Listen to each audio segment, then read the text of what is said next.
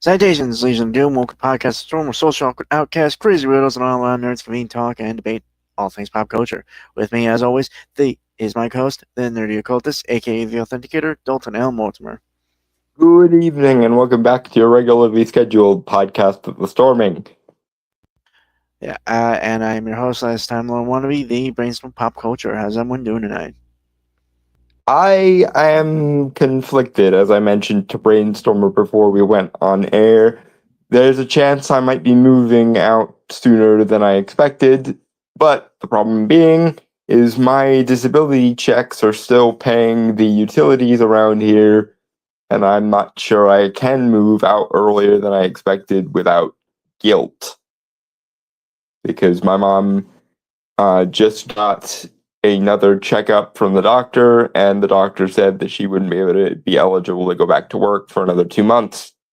So now I'm caught between I can move out like I've wanted to, but I might have to abandon my mother in order to do so, and I can't do that in good conscience. So, wah, wah, wah, wah. Because there's always a string attached to somewhere, I suppose. Just so everyone aware, we're going to do trailers this week, just because some major ones happened in December. Yeah, because they always served the trailers around Christmas time, but that's when we're doing holiday-related shit. And so a week's worth of backlog, and yes, that does include the trailer that is almost crafted in a lab to piss me off.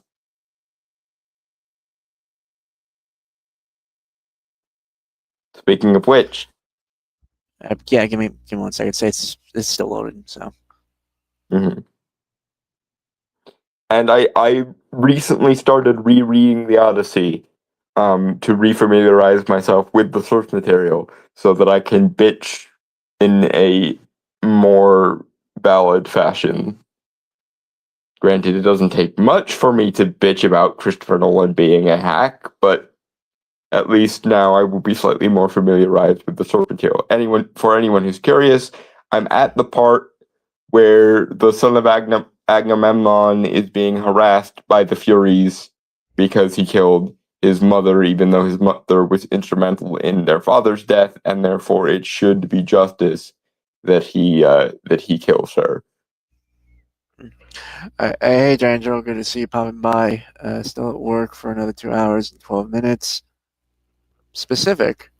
Good luck with the stream. Hope you're doing well. Yeah, we're doing fine. Hope you're doing well. Enjoy the podcast later. Hope to see any comments you have regarding our stuff in the comments. So, yeah,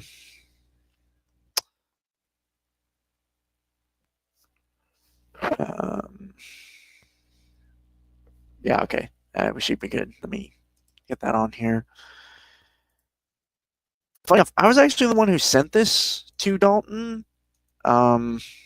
Because with one thing, I know everything we had heard about the Odyssey regarding Christopher Nolan, he was not a big fan of. I didn't know he was as big a fan until recently when he mentioned it.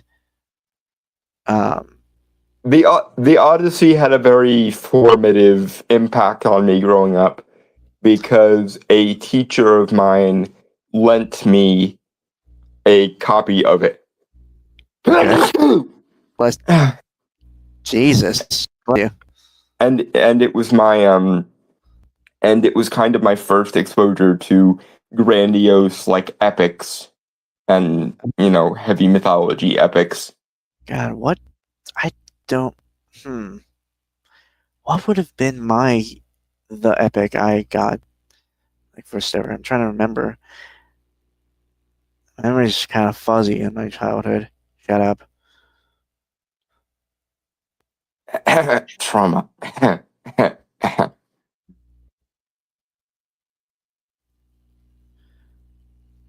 if it weren't for my trauma, I probably wouldn't be as creative. So This is also true. He does go to the Vincent van Gogh school of turning his trauma into beauty. I wouldn't go that far, but okay. God, what was it? Am I not allowed to hype you? I mean, you have repeatedly referred to me as your best friend for like 5 years now, so I I am allowed to hype you as and when you need it, and sometimes you really fucking need it. Mate, dude, I don't take compliments well. You know that. I am aware, but that is why I continue to insist upon making them because someone has to speak up for you, and apparently it won't be you. So the duty falls to me. Uh, huh.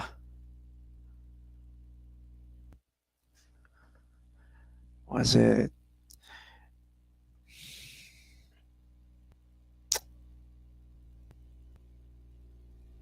Yeah, I can't remember. Like either as like a, huh. Um, I was going to suggest Tolkien, but I know you're not that into Tolkien. I haven't tried watching the movies. I'm gonna be honest. Didn't even interest me then. Like I don't know. mm, um,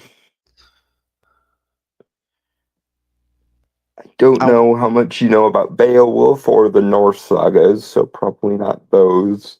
I mean, I did watch, that animated Beowulf movie from the late 2000s. Yeah, Wasn't bad. I did sort of end up reading it in school, yeah. but I imagine it showed up in an English class somewhere. we didn't really. I'm gonna be honest. I Delve don't into think. it because American educational system is stupid. Yes, I remember bits and pieces of, but I'm not sure that was the first. Honestly, I kind of want to say. I guess the first thing I remember watching like that was kind of truly epic was a VHS tape of Star Wars: A New Hope, I believe. Mm, I think that might have been it. At least that's the earliest thing I can remember watching as a kid. mm, Other than Batman Returns, I'm not sure. Although I don't mm. really think that counts as epic, mind you, but Right, but stretching the definition a little bit, it's got the adventure element, it's got some of the supernatural elements. If you throw in the prequels, it's got the like political intrigue element and so on and so forth. not so much in the original trilogy, but I see your point. Um, I guess the first thing I can remember that got me into, well, no, that was when I was in high school. Okay, well, no, actually, I was in summer school in before I went to middle school. Mm. Um, we actually no, it's not. I wonder if that counts. Okay, is anyone aware of something called the Time Warp Trio? Yes. Okay. S- Oh no, wait, no, something by Ronald Dahl. Was it BFG? I remember I had that read It to me it may before. very well have been, yes. The BFG was one of his books. I know that. I'm just like, huh. God, I can't remember what really got me into like. Okay, well, no.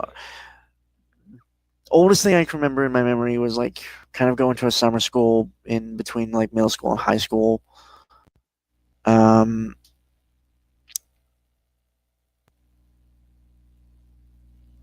Roman mythology. Mm. I think the one that I remember the most is a story of Romulus and Remus. Remus. Okay, I knew it was another R. I don't know. Yeah. It's Romulus and Remus, the twins that found Rome. Yeah. Does that count? I mean, It's in the same sort of classical mythology vein. I'm not sure I would refer to it as an epic, but Okay, there. it's difficult for me to remember anything or like what really got me into it because like it's just kind of been this whole homogenized mass of like various things I took in as a kid and just kind of built up my intrigue and excitement for this stuff. Yeah, for me it was a version of the Odyssey. Maybe it was a King So Arthur thing. so much so that when I eventually watched Justice League Unlimited, and it got to the episode where Cersei turns Wonder Woman into a pig to get back at Hippolyta, and Batman goes, "Yeah, I know her deal. I've read the Odyssey." I was like, I understood that reference. Like it was literally the Captain America meme. It was like, I also know who Cersei is because of the thing.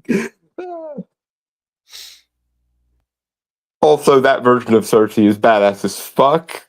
Not that that needed to be said, but it is true and will remain true forever. The DC animated universe version of Cersei is badass as fuck.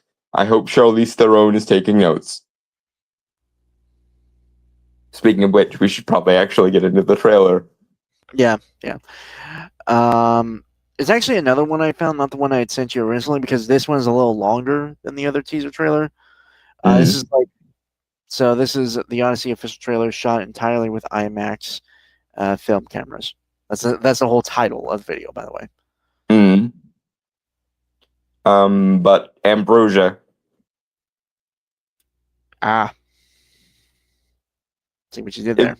It was either that or bladders of wine. And as amusing as the phrase bladders of wine kind of is, Ambrosia fits better. It's better. Oh, God damn it. Okay. Yeah. Ambrosia.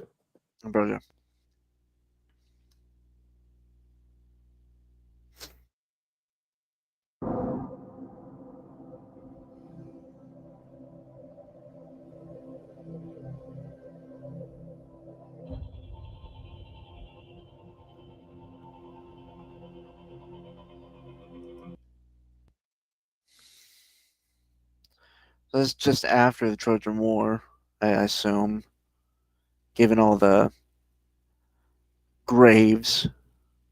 Yeah, presumably just after the old horse incident. Yeah.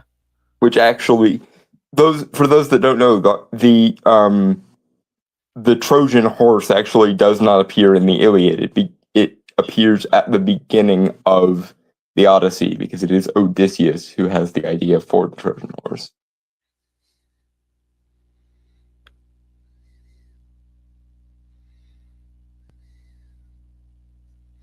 But I mean, okay. Go ahead. Sorry. No, go ahead. Well, no, you can start because I'm going to get more technical with it, obviously, because film kind of guy here.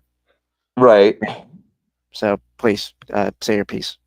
Okay, as per usual, Christopher Nolan has gone with the most grounded, most visually uninteresting way of depicting things possible. And yes, I know this is just after a battle and it's supposed to be all melodramatic and shit. But here's the thing. There are ways to do melodrama without going overly grounded. Not to mention that I know their armor should be bloody and what have you, because, again, just finished the battling and the slaughtering and the taking of the city and so on.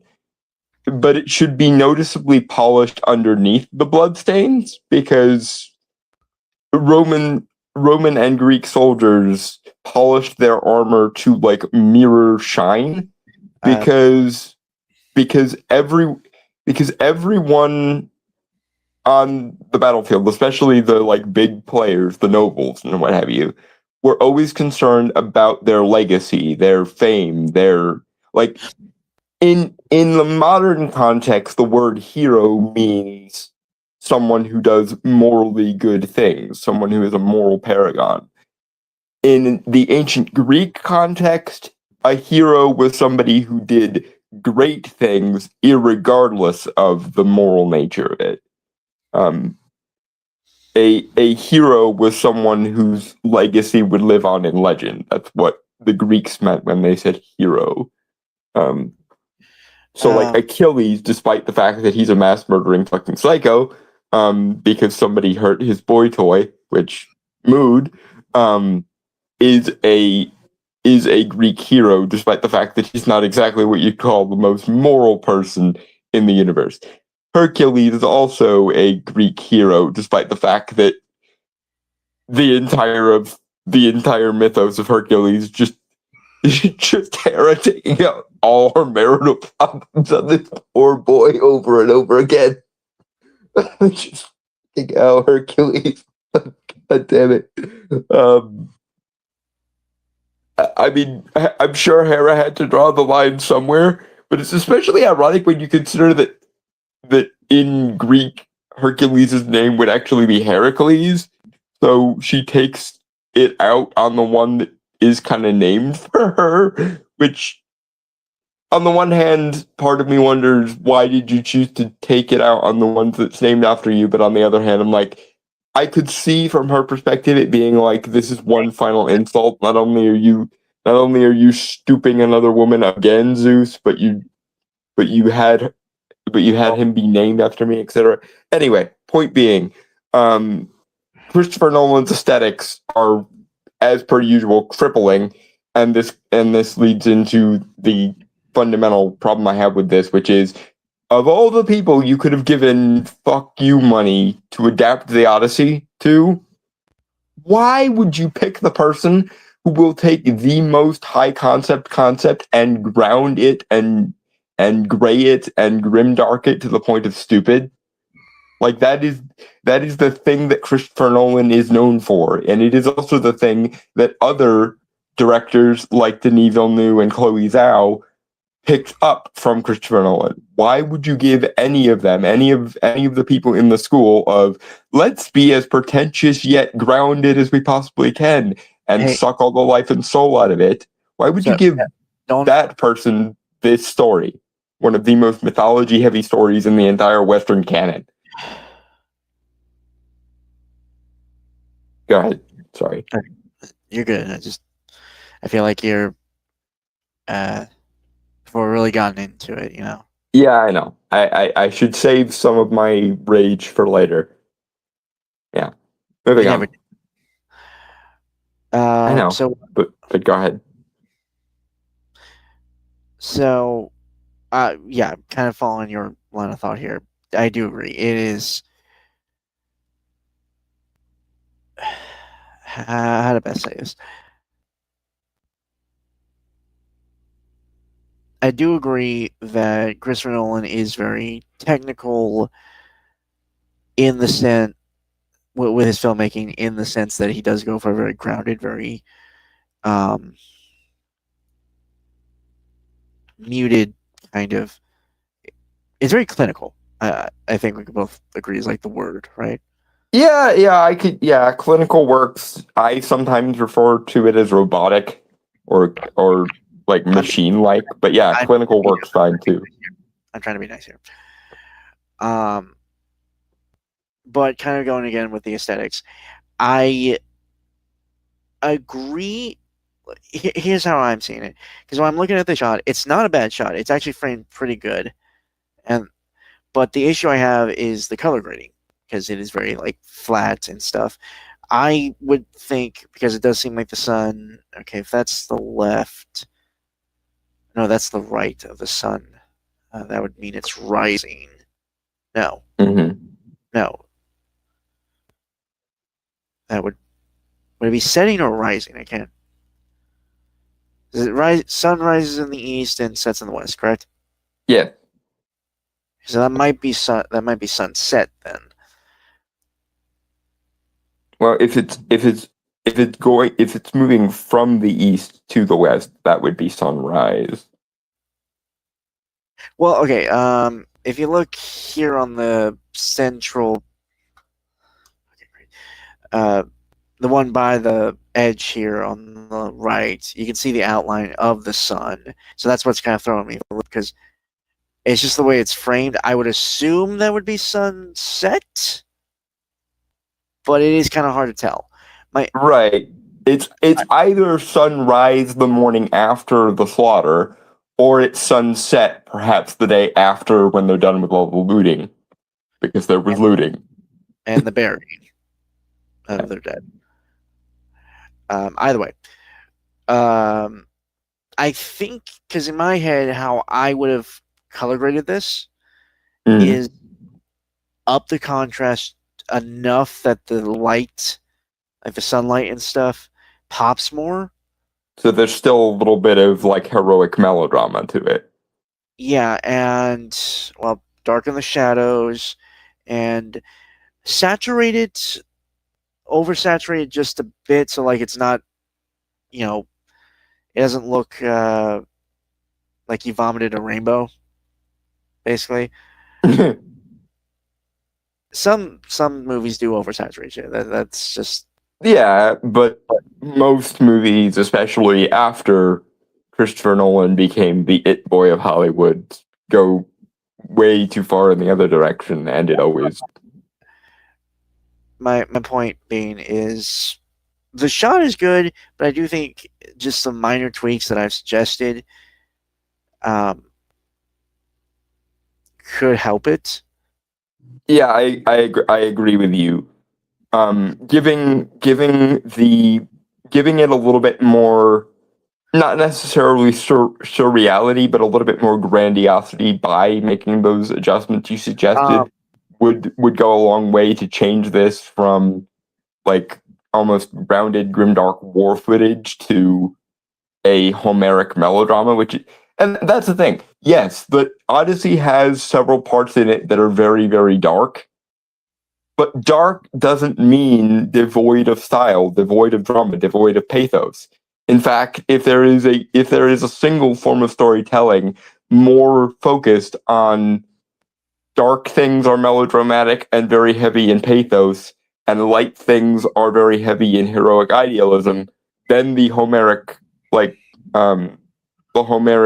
bibliography, I can't think of one.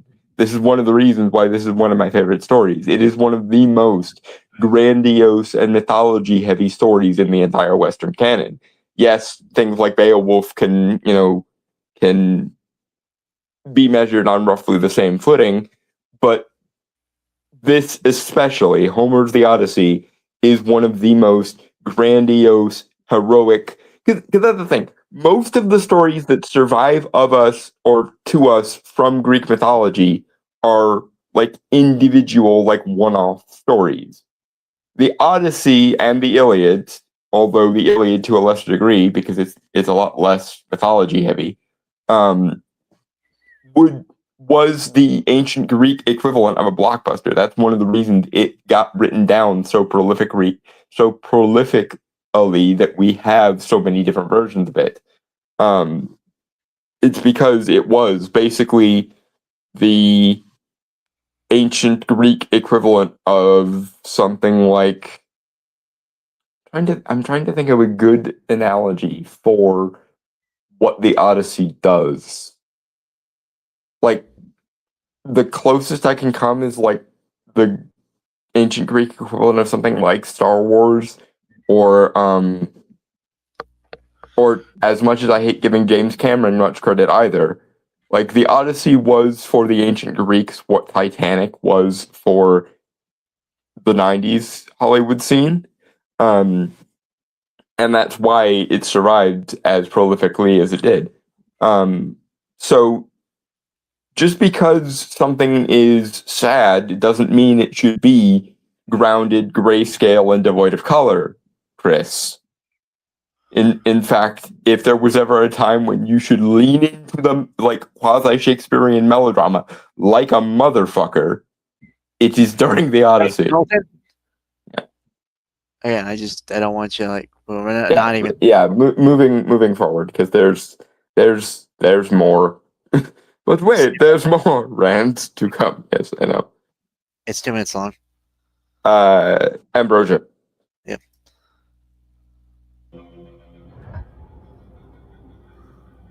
After years of war,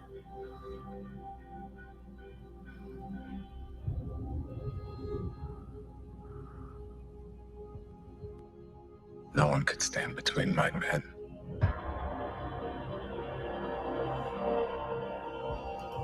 So I didn't want to.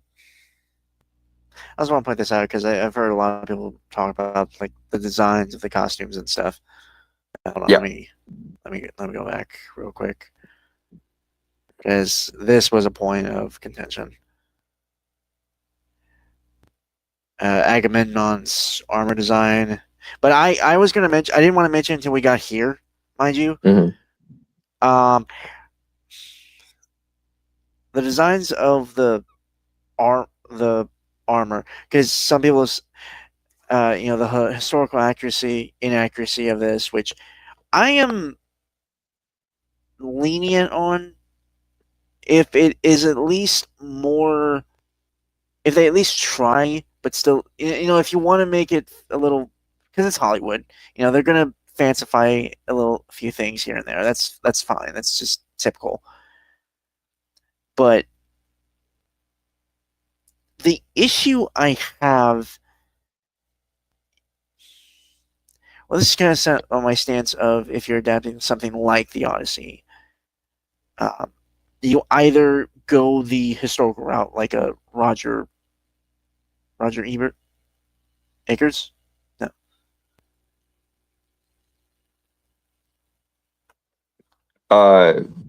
Robert Eckers, I think, is the one you mean. the Guy who did The Northman and The Witch. Nosferatu. Yeah, Robert Eggers. Okay, sorry, I always forget his name, so I was just like, Yeah. I think I'm also, but you either do that, which is like more like complete historical. Actually, granted, given that it is a epic, there is, again, honestly, I do agree with you. That would be like big first big. Hold on, Go ahead. or the other way I see is the kind of, it's sort of the safe option, but also kind of the one that allows a director to be more creative with it, which is lean into the fantasy, into, not like full blown, like, but make it fantastic because it is a fantastical story. Which, okay, funny that you mentioned Robert Eggers there, because when he did The Northman, he did include the supernatural element. He did include the Draugr. He did include all of the stuff from the sagas in The Northman. I would actually much prefer if they had given this kind of fuck you money to Robert Eggers than to Christopher Nolan. Because yes, while Robert Eggers' style can be a little bit pretentious and a little bit art housey every now and again, he is, for one thing, he's fascinated by the supernatural, and especially fascinated by the supernatural in a quasi-historical context, which would be perfect for something like the Odyssey, where you kind of have to have a hand in both worlds. You have to kind of have a hand in both. These are things that historically happened, and these are locations that still fucking exist. Like, you can go to a lot of the islands mentioned in the Odyssey, and Right. many of the islands that aren't still named what they were named during the Odyssey, or at least you can kind of figure out where or which island was named something that's not what it's named anymore, or something along those lines. So Yeah. Robert Eggers, I would actually be highly fascinated to see his take on the Odyssey, because I do think that he, again, given his art housey pretentious tendencies aside, he's better at incorporating the supernatural with the historical, and that is something that I would very much like to have seen. Right. But in relation to the Odyssey. May I? Go ahead. Okay. The thing I was also going to bring up is this feels like the costumes and stuff. It feels like Christopher Nolan is trying to have it both ways, and it's the jarringness of it is making it tonal, I don't want to say tonal whiplash because I don't really think that's it, but it's not vibing as well as I think it could be. It feels empty, like much of Christopher Nolan's filmography. okay, now comes the point where I'm gonna bitch about the armor from a like mythological and historical perspective and shit. Because I saw people in the production making fun of people who had a problem with the armor by showing images of ancient Greek armor hung in museums and shit. The problem with that straw man, you disturbing motherfuckers in Hollywood, is that the armor in the museum has been in a hole for the last 3,000 years. When you were an ancient Greek warrior, especially a noble, like an Agamemnon, like an Odysseus, like an Achilles, and so on, you made your armor a like statement of your grandeur, your wealth, your heroic aspiration. Like it was your armor was to the ancient Greeks what a Rolex watch is to like modern businessmen and shit. Like you blinged out your armor because you wanted your enemy to think, "Oh shit, a hero from the ancient myths is coming to fucking kick my ass." And likewise, your enemy would also be trying to bling the shit out of their armor so as to, intimidate you and make. And it was also a respect thing.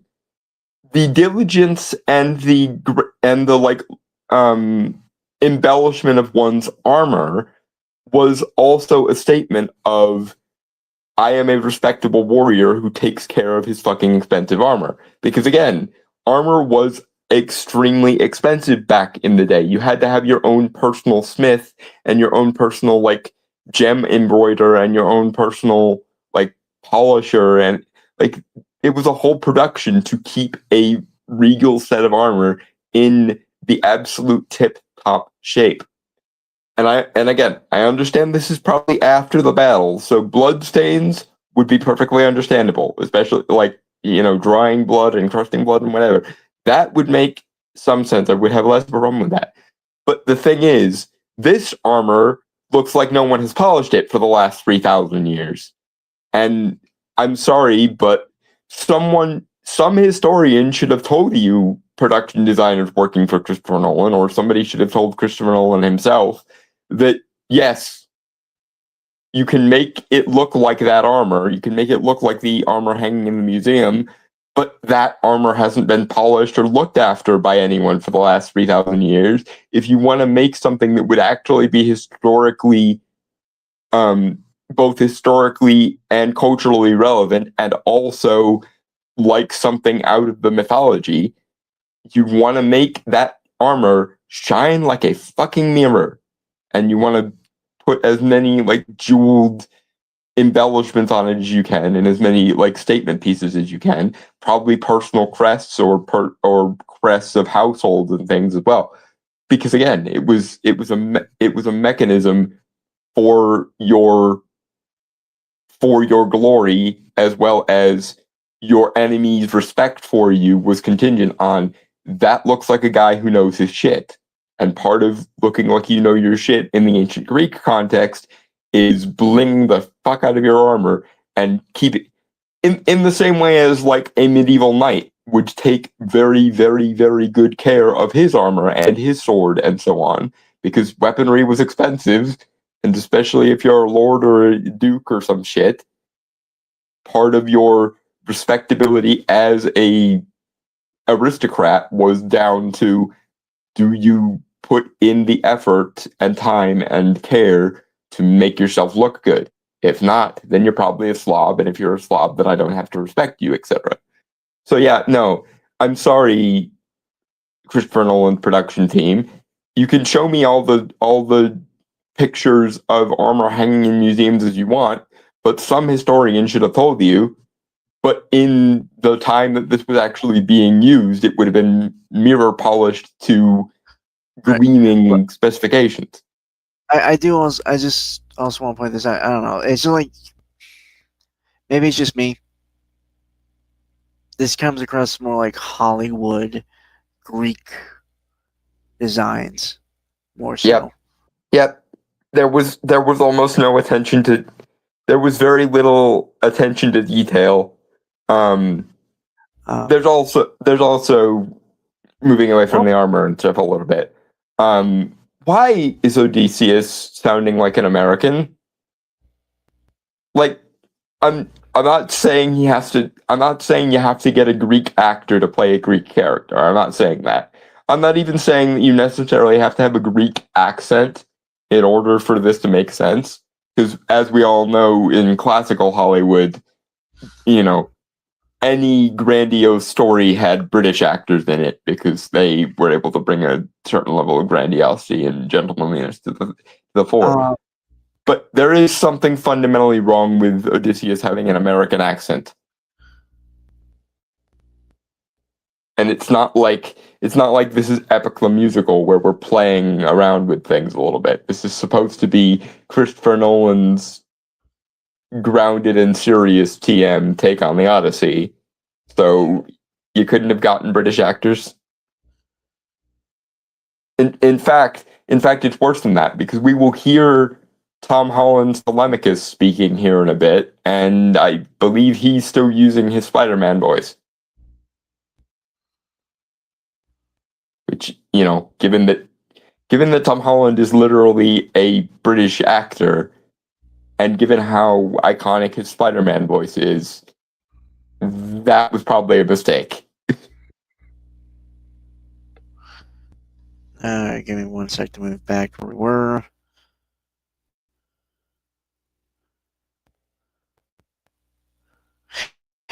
Okay, weirdest thing. Also, Matt Damon, I'm gonna be honest, the dude has. The only role I could ever see him playing was Jason Bourne. That was it. I like Matt Damon as an actor, especially after The Martian. I always hated the Jason Bourne movies, but The Martian made me warm back up to Matt Damon as an actor.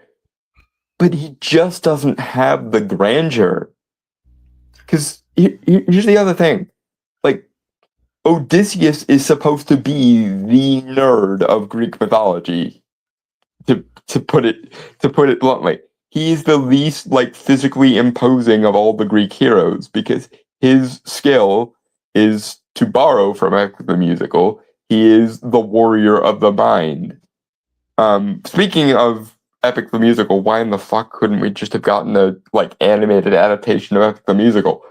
I would pay out the nose for that. But bitching about, you know, somebody giving a check to Christopher Nolan when Epic the Musical was sitting right there side. Odysseus's thing is he always outwits and outthinks his opponents more so than he outbrawns them. Pretty much always in every like translation of the Odyssey, when you see Odysseus' name and it's not like dialogue where someone is talking to him, whenever the narrator voice kicks in for Odysseus, he's always got an epithet in front of his name that translates to something like clever, quick-witted, scheming, wise. Like, there's always an epithet in front of his name that means something along the lines of shrewd or clever or quick-witted or something along those lines. So you need somebody who can play a fucking nerd, like a general who is also a fucking nerd. Okay, just because we're kind of in this, I'm sure we would have thought of that. We would go on tangents thinking about this stuff anyway. Yeah. I might as well bring it up now. Okay, this is off the cuff, random. Who would you, because I have an idea, but I also might have another one, possibly. Who would, if you could cast for an Odyssey movie, like right now, right? Who would it be? I don't know, because even though I know, you know, you don't necessarily have to have a Greek cast to portray the Odyssey, I would like to see a majority Greek casted Odyssey, because as much as I enjoy classical Hollywood and its tendency to Britishify everything Shakespearean and grandiose, I do think it would be interesting to actually see some deference be paid to Greek aesthetics, and the best way to do that would be with people descended from the Greeks. So I'd have to look up Greek actors before I could make determinations. With the supernatural characters like Athena, like the various gods and deities and sorceresses and shit, that I wouldn't mind bending that role a little bit, just because they're supposed to be larger than life and supernatural anyway. So I would lean more in that direction. Like, I looked up the casting list on IMDb for this movie before tonight because I knew we would be talking about this. The only actor that makes any sense to me is Charlize Theron as Cersei, because I've seen her play the evil Queen Ravenna in Snow White and the Huntsman, and she does give that very poised, very supernatural beauty, very seductive, very grandiose performance in that. So I do think she could play Cersei. It's one of the reasons why I geeked out a little bit when I heard she got casted as Clea in Doctor Strange. Not that that will ever amount to anything, because the MCU will probably die before I get my Doctor Strange 3, but that's a different topic. But point being, it seems like almost everyone in this fucking thing has been miscast. You've got Matt Damon as Odysseus, which, as we covered, doesn't work. You've got Tom Holland as Telemachus doing his American Spider-Man accent, which doesn't work. Well, we aren't there yet, so yeah. But yeah, the casting of this is so Hollywood fan fiction. It's not even funny. Yeah, go ahead. Sorry. Well, the first one that came to mind was just because I had recently rewatched the Sherlock Holmes, Guy Ritchie Sherlock Holmes movies. Mm. Either Robert Downey Jr., because I think he can do a voice, mind you, and I think he does have the presence to play Odysseus. Oh yeah, no, he would be a good choice for Odysseus. He would definitely be a good choice for Odysseus. But I'm also considering Jared Harris, who played, Professor Moriarty in Sherlock Holmes: Game of Shadows. I think he could also play it. Might be a little older than we would like, but I just think his voice really works. I also think that, given the years-long timeline of the Odyssey, having multiple actors to portray Odysseus would actually work. Someone younger for when he's just heading off to war, or obviously the flashbacks to his childhood and stuff. And then someone older and more distinguished when we get into the old, grizzled, battle-hardened Odysseus who makes his way home in disguise, and so on and so forth. So, for the older Odysseus, I wouldn't mind person who played Moriarty. Just aesthetically speaking, I would prefer someone with darker hair, just because, again, he is supposed to be Greek, which doesn't mean you have to have a Greek actor, but the Greeks were usually dark-haired more often than they were anything else. So, gun to my head of those two choices, I would go with RDJ. Granted, it's RDJ playing a genius, which he's gotten plenty of work with, with Iron Man and, of course, Sherlock Holmes, as we just covered. But if you're going to do the Hollywood stunt casting anyway, at least stunt cast somebody who makes sense. I know Matt Damon played the botanist scientist dude in The Martian, and he was really good in that. But he just doesn't have... He doesn't look like he's... How to put it? Odysseus has always struck me, and every time I've tried to read the Odyssey, as someone who is constantly, smirking because he knows he's the smartest person in the room. Like even in his worst, most downtrodden moments, he's always very thinking 4 or 5 steps ahead. In fact, that's one of the reasons why he's so given to despair in some of the later points, because he knows the other shoe is going to drop eventually. Like, something that I can speak to because I've gotten past this point in the Odyssey here, having recently reread it. When Zeus and the other gods decide to let Odysseus go from Calypso's island, Odysseus initially mocks her for telling him that he can go, because he wonders where is the next torturous divine attack going to come in? When is one of the gods going to change their minds and screw with me? And something like that, I have not seen Matt Damon able to play. Granted, with Odysseus, you do kind of have to split the difference between his nerdy, smartest guy in the room tendencies and the fact that he is also a Homeric general who is the great grandson of Hermes. So there does have to be a little bit of deference to that. But being that as it may, you do need somebody who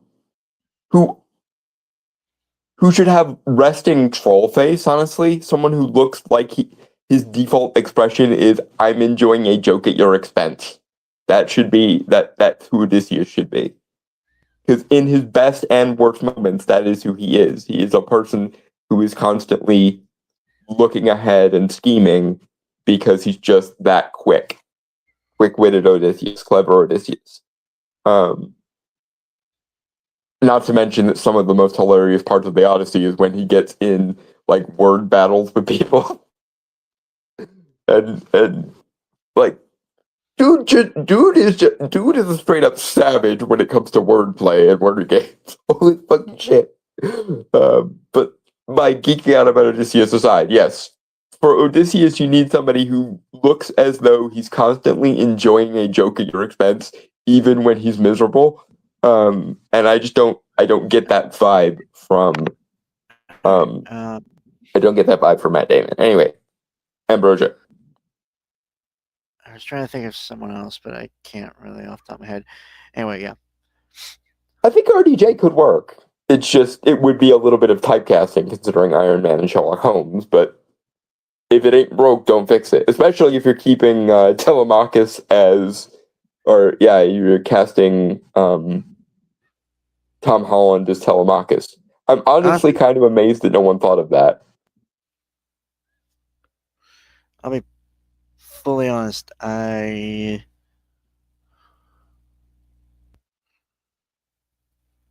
just didn't think of it, to be honest.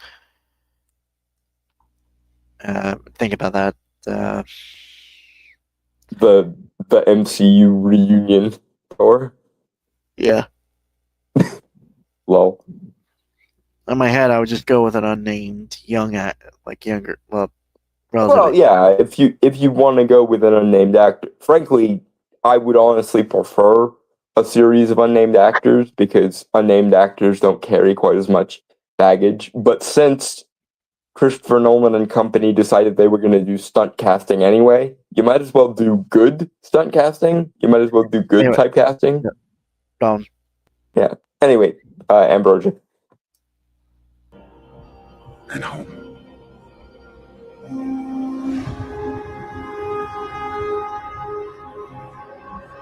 Not even me.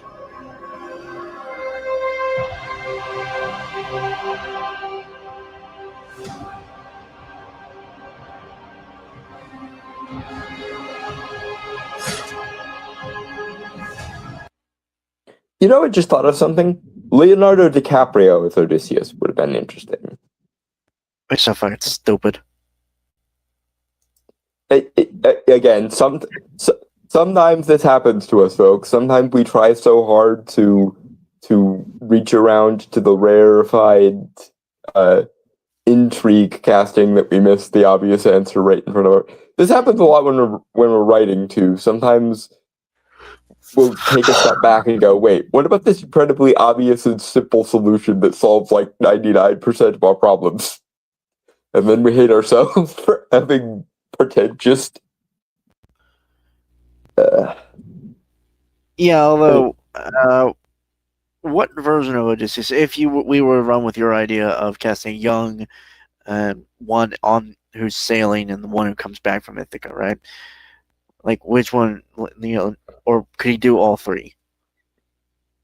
I think he could realistically do all three, especially because Leo is one of those actors that ages pretty well. So you could easily make him pass for like 20 years younger, especially if he got in, Greco-Roman soldier fighting shape, which I'm sure he would. He's very good at I don't think physical acting. Yeah, physical acting. I don't know if I'd call it method acting because that's not really what he does. No, he doesn't go quite that far. In that same vein, and I honestly really can't believe that he didn't think of doing this because, they already have an established career together. What about Christian Bale as Odysseus?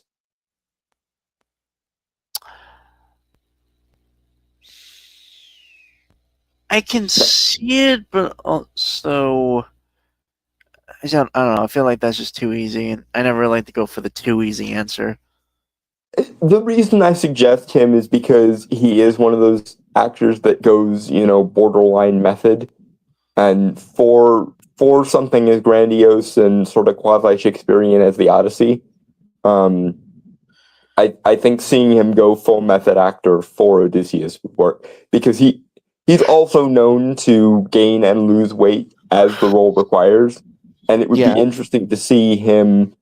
It would be interesting to see him physically embody all the various twists and turns of Odysseus' journey. It would be a hell of a role. Like, he would have to devote himself entirely to it for years and years and years.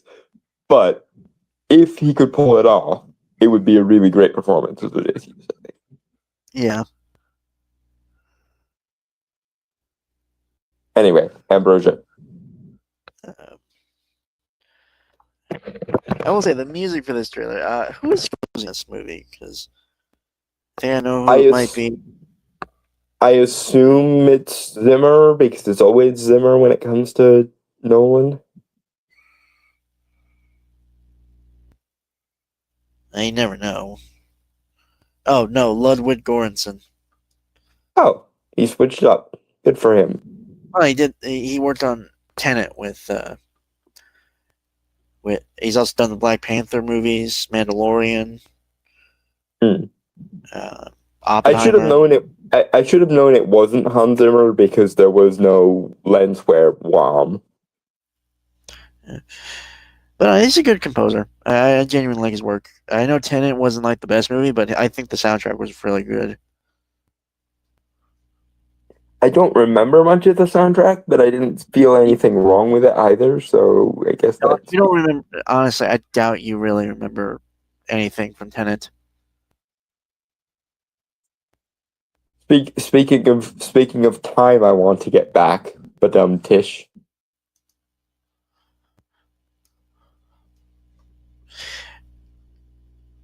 I don't think it's as bad as you think it is, but I don't disagree that it's basically just another Christopher Nolan movie. So yeah, now mind you, and this should be well established by now, I hate Christopher Nolan with a passion. I don't think there's a single movie of his that is good because of him. I think most of the movies that are good that he was connected to are good in spite of him rather than because of him. And I really hate the negative impact he's had on quote unquote serious dramatic filmmaking. People already know how much I loathe and despise Denis Villeneuve's take on Dune, and how much to me he's just Christopher Nolan's mini-me. And people know with what abject contempt I hold Chloe Zhao's Eternals, in which is basically just ripping off Denis Villeneuve, who himself was ripping off Christopher Nolan. So but, can I Sorry, yeah. Go ahead. Well, I just for one thing you have repeated this, not here specifically, but Hmm. I don't disagree. Again, I don't. Um, the weird thing is when Christopher Nolan does like certain movies, I see the intent and the ideas, like Inception, Shutter Island. But they're almost always better than the execution that he actually does for them. Yeah.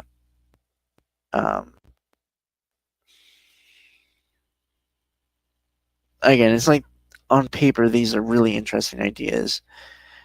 It's just actually, okay. Tenet had the concepts and like the inverted fight scenes and stuff. That was pretty interesting. Mm. But again, it's a whole complicated mess, I'd say. Well, but that's frankly to me that is Christopher Nolan's biggest problem. He wants to swing for the fences and go with really weird, really stylized concepts a lot of the time. He did that with Interstellar. He did that with Inception. He did that in Tenet. But he does it in the most stripped back, grounded, robotic, mechanical, clinical way that it takes all of the soul out of it. And that's one of the reasons why I'm so firmly against him adapting the Odyssey. Because you can't. First of all, this is Christopher Nolan's first attempt at doing what you could call fantasy movie. Most of the time, when he does swing for the high concept fences, it's more in the sci-fi vein, which that in and of itself might be a mistake because he just doesn't have the whimsy. He doesn't have the, for lack of a better word, the sense of wonder to do a fantasy movie. Okay, sorry. This is just because I feel like we didn't discuss this as much earlier. Mm-hmm. Besides Robert Eggers, yeah, who is another director you would want to see adapt the Odyssey? Because I've thought of one mainly because I recently watched one of their movies. Mm-hmm. But I'm just genuinely curious for this discussion here. Peter Jackson could do it, and it would be very good. Mm-hmm. I don't think it. As much as I love Del Toro, I don't think he could do it. I don't think Del Toro has an angle on it. God damn it! He's the problem is. No, I'm not disagreeing. I'm not disagreeing with. I'm not trying to disagree with you or anything. It's just I get it. It's just like that. I would be fascinated to see Del Toro's take on the Odyssey. Don't get me wrong.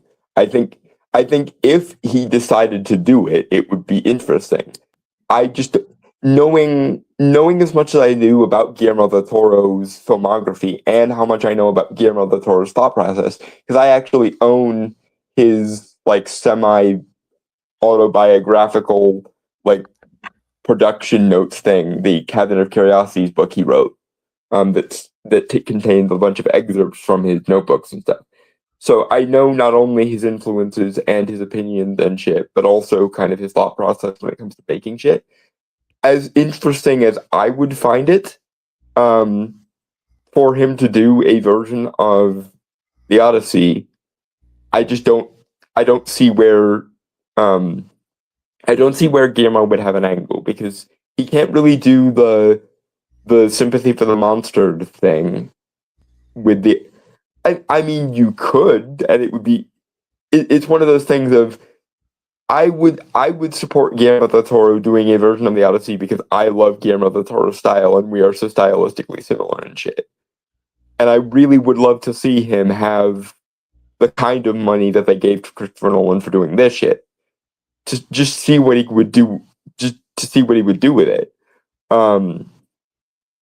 But realistically and stylistically, it doesn't really fit his style. Okay. I did think of it's just it is kind of my go-to because I think he can lean more into the fantasy of the Odyssey. Mm-hmm. And it would be one of the only times he's gotten a big budget. Mm-hmm. Robert Rodriguez.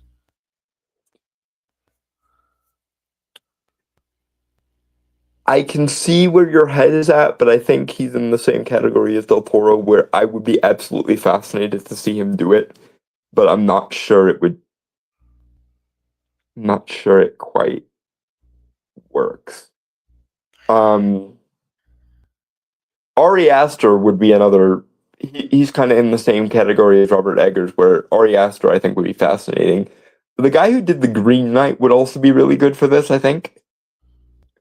Hold on, let me look that up. I know who you're talking about. Actually, that would be a good one. What would be the best of all possible worlds is if someone could somehow get Robert Eggers, Ari Aster, and as yet unnamed third guy who did The Green Knight to work together on a version of the Odyssey. That would be my like ideal. Like if I had all the money and influence in the world, then I could have one. If I could have one definitive rendition of the Odyssey, I would get Robert Eggers, Ari Aster, and as yet unnamed third guy who did The Green Knight together and tell them, y'all are co-directing and co-writing and co-producing all this shit. You're doing your version of the Odyssey. Go nuts. David Lowery. David Lowery, yes.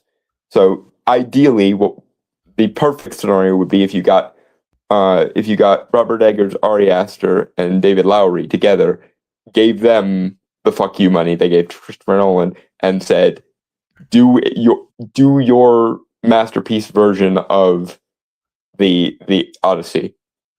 That would almost be ideal. In terms of like big blockbuster mainstream directors, Peter Jackson springs to mind because I do think Peter Jackson could do really well. With this, he does really well with very large scale stories, and I think he could, if he shows even a fraction of the fidelity to like the Homeric epics that he did to the Tolkien mythos and the like Norse epics by proxy, then we could get a really cool version of the Odyssey out of that. Also, it would be a tough transition for them, but I would be interested to see what the showrunners who gave us Hannibal, American Gods Season 1, and Dead Like Me could do with it. Again, it would be a big transition for them because I don't recall them ever transitioning into movies before, but I do think they could do it. I think they could do a really interesting job.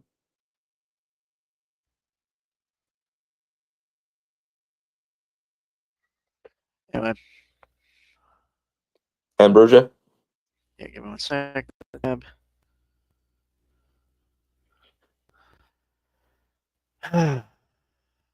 Okay, there. Come on, work, you piece of shit. There we go. Okay, Ambrosia.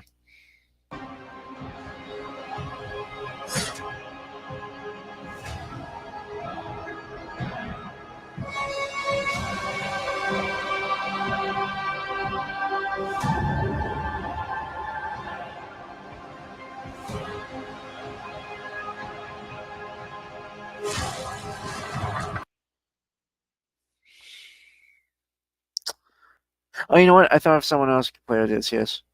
He's in actually kind of the right age. Mm. Is it Russell Crowe? He could do it. That would be a case where I'd want him to play the older, grizzled version of Odysseus and get somebody to play him younger. Yeah. Okay, so actually, there was a movie a few years back that told the story of Odysseus coming back to Ithaca with Ralph Innes and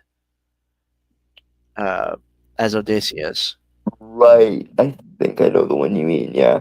I didn't really hear much about it, mind you. I remember seeing like a trailer or two about it, but that's about it. I mean, we know Russell Crowe can do Greco-Roman shit because, I mean, Gladiator exists. You know, I've never actually seen that. There's also the remade Spartacus series from the early 2010s that could probably fill a lot of these casting slots as well. I think the actress who played Kaylin in Legend of the Seeker could make a really interesting Athena. She was also in Agent Carter. I forget the actress's name though. But she would be a really interesting Athena, I think. Ambrosia? Ambrosia. Okay.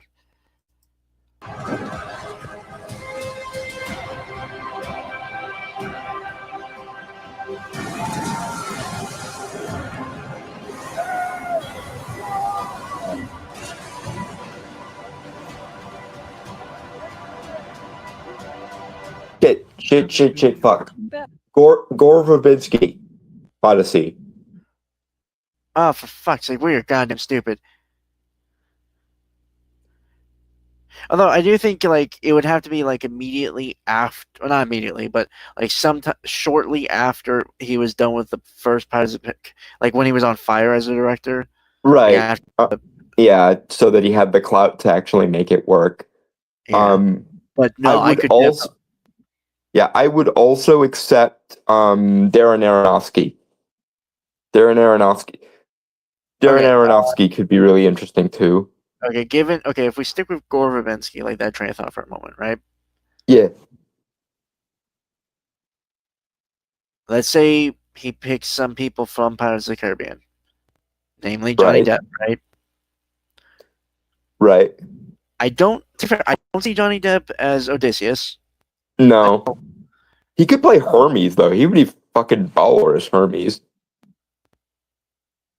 Maybe Poseidon, depending. Maybe. Johnny is Johnny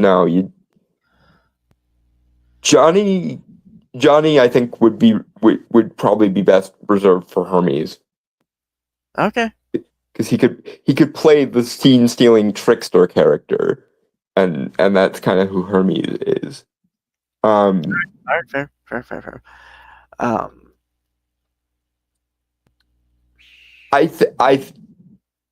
This would be the most fan casting thing in the history of fan casting things. But you know how Tia Dama was Calypso in the Pirates of the Caribbean movies? Have her come back as Calypso in the Odyssey. Be fucking brilliant. Again, I realize it would be the most fan casting like it would be the most fanon thing in the history of the world, but it begs for it, and I'm pretty sure she could do it.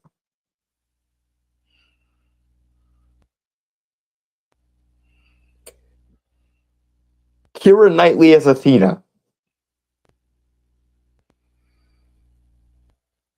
Okay, Naomi Harris was Calypso's actress. Yes. Oh, Also played Tia Dalma. Because they were the same character eventually. Yeah, I know. I just didn't feel the need to mention that. You already did. Oh, she's only 49 years old. Huh. Oh, I thought she was much old. How old was she when she was playing Tia Dalma? She looked like in her 30s or 40s when she was playing that character. I guess her 20s, roughly. She was also Money Penny. Fuck me, she aged well. Yep. And she was in 28 Days Later.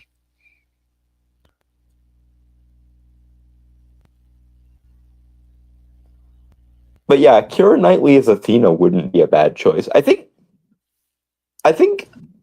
this would obviously be for an older Odysseus, but Jeffrey Rush as Odysseus I think could work. Oh, what about Bill Nighy? Him I could see as Poseidon. Actually. Yeah, it would be the most fan casting of all the fan casting things, but he already played essentially the god of the ocean, so if it ain't broke, don't fix it.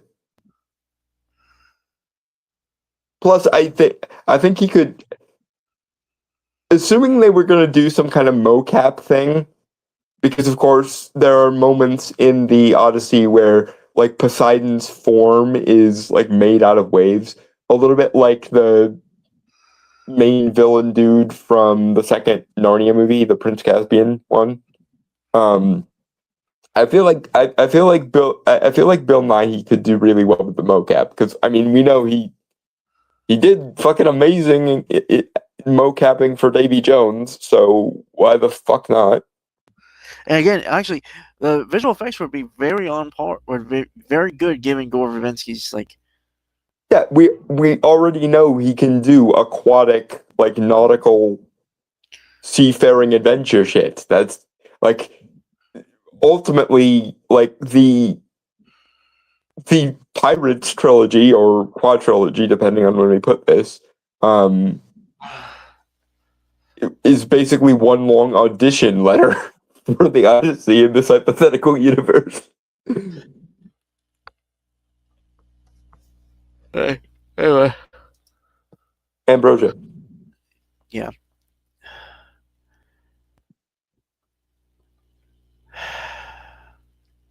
All right. What if I can't?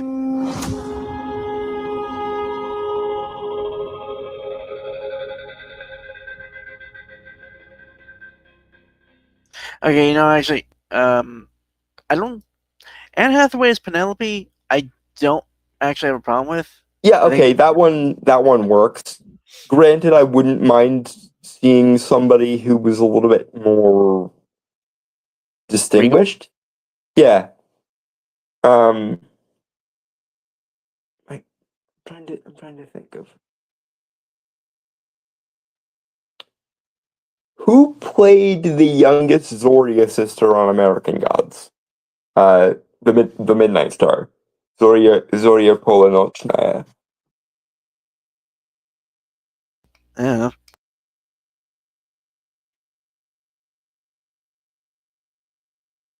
Give me a second.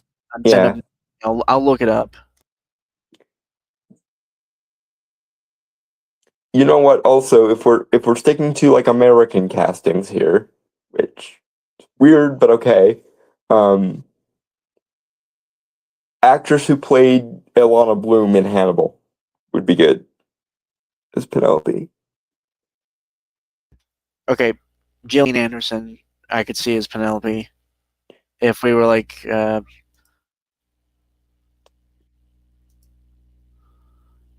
I don't know which one of our Odysseus castings, but Gillian Anderson, I would save for Hera. Because the jilted queen of heaven thing. Gillian Anderson could wear that like a freaking suit. Yeah. Actually, the reason my Penelope castings ran the way they did was because Penelope as a character, her like unfailing faith in her husband and her inspirational aspect for Telemachus as well. Not to mention that she has to be almost as clever as Odysseus for a lot of the story because of the whole unweaving her own burial shroud thing for most of the 10 years that Odysseus is away from home. And I do think that either the actress who played Zoria Polonocna or the actress who played Ilana Bloom could be that kind of emotional center, but also very highly intelligent thing. And I do think casting younger for Penelope makes more sense because, one, it wasn't uncommon for younger women to marry older men who were especially noble at the time. And two, it bothers me the implication that Telemachus is an only child because Penelope goes through menopause in the time it takes Odysseus to return home. So I don't want that to be a thing. Okay, so I looked it up. Her name is Erica Carr, Polish actress. Hasn't been in too many things, and it only really looks like she started acting like 2016. So she could do it now, mind you, but Yeah. But yeah, what about Alana Bloom's actress? Hold on.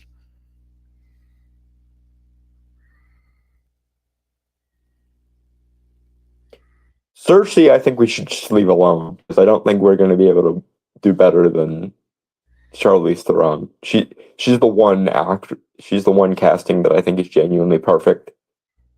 Caroline Davenars, Canadian actress. Mm-hmm. And if we're going for actors that would be more like contemporary to when Gore Verbinski was on a roll, I think the actress who played the mentor role in The Craft could be good as Persephone. Forget the character's name. Anyway, we gotta keep moving. Yeah. All right. Dawn suggested this one.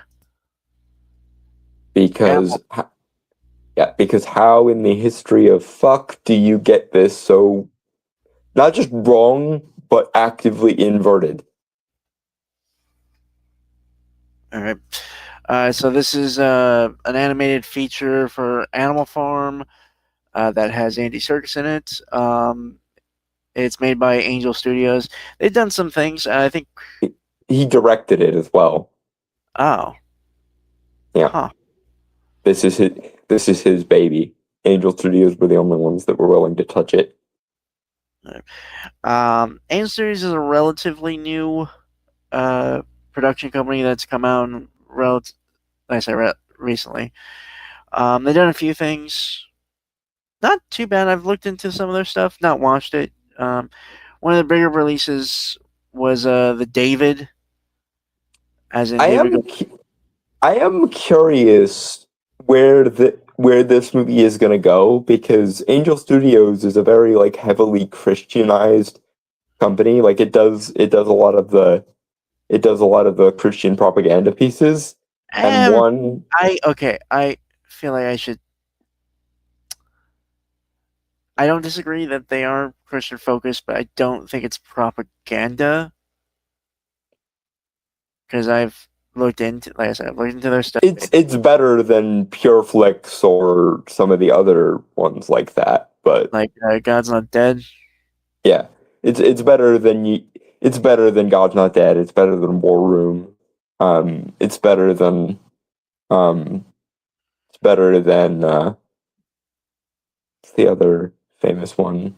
It's better than Kirk Cameron Saving Christmas. It's better than Heaven Is For Real. It's better than a lot of the really cliche Christian movie ones. Granted, I haven't watched a ton of Angel Studios stuff. I will say, from what I saw of the trailers for David looks good. For one thing, it's actually somewhat. To be fair, I only know. I was not really taught much in church regarding any of the Bible stories. It was always just preach, preach, preach. Yeah, that's sadly enough. I think you have learned more about your religion from my heathen ass than you have from most Christians in your life. Oh, without a doubt. But they actually were doing an anime or an animated series. I think I tried to get us to like react to it, but I just kept forgetting to send it. So, I am very curious what the situation is here. Did Angel Studios see Andy Serkis attached to it and just go, "We're never gonna get a director as big as this again, so we have to say yes"? Or are they gonna try to force feed some Christianity into things? But then again, if Angel Studios wanted to have more like editorial say into the movie, I don't think it would be the movie we got because slight spoiler for the trailer we're about to watch. But for some unspeakable reason, Andy Serkis decided to take one of the quintessential anti-Soviet Russian communism stories and turn it into an anti-corporation story, an anti-capitalism story. I mean, I wouldn't be opposed to the anti-corporations thing, mind you, but My suggestion there would be make up your own fucking story Fair. at that point, and don't besmirch again one of the clearest cut examples of an author explicitly trying to create an anti-communism story in the history of literature. And again, normally I don't like that there is only one interpretation because my authorial intent arguments, but George Orwell was almost as often a political writer as he was a fiction writer, and he very explicitly intended this to be, this is my allegory for Stalinism. So, Don, I don't mean to cut you off, but I am yeah, going trying to think of bacon. why not bacon. Okay, I'm probably not going to talk much about this because I've never read Animal Farm, and I'm also starting to feel the effects of waking up at 4 a.m. in the morning.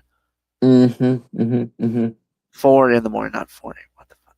Yeah. See what I mean? Okay, Bacon. bacon. Also, Zephyr says hello, I guess. What's up? Zephyr was just trying to climb on my belly Ah, shit. while I was speaking the I was chair. on I was on the other tab. I didn't see it. God damn it. Yeah, him says hi. Don't you, bro? I'm not sure if you can hear him purring, but he's got his little buzzer going.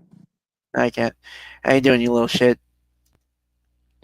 He's a wild child, but he's a cute boy. I did name him after the chaotic western wind, so that might be partially on me.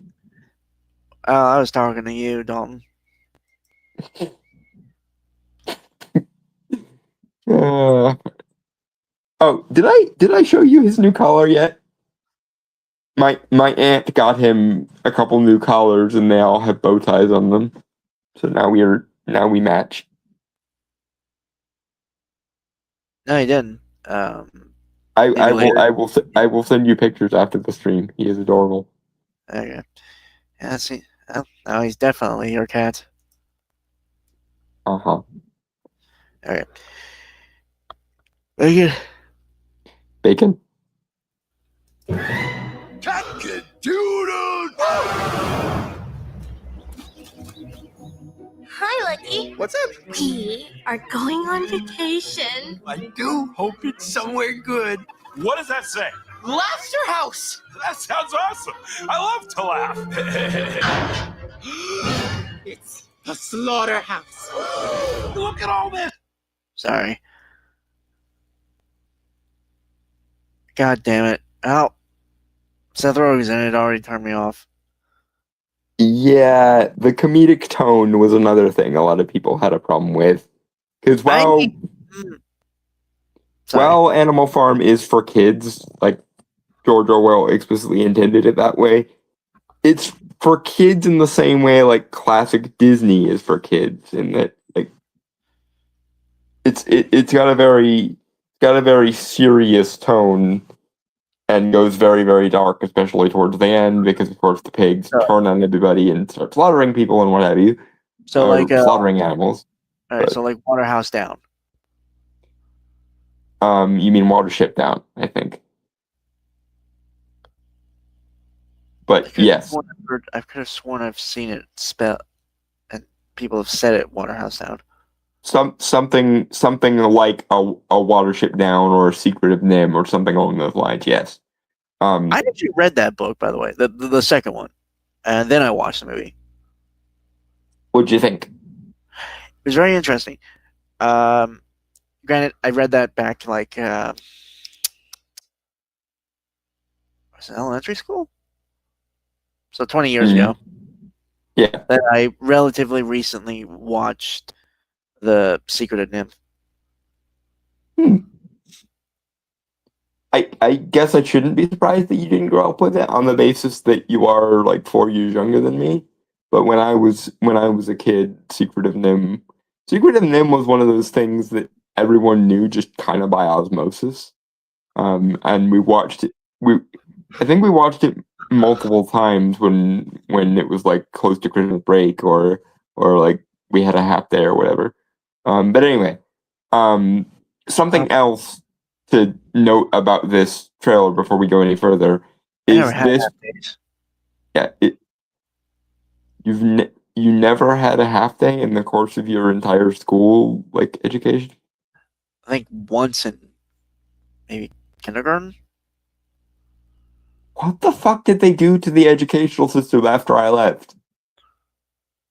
I mean, we had snow days and cancel. I mean, not that actually started to stop happening a lot more as I got older.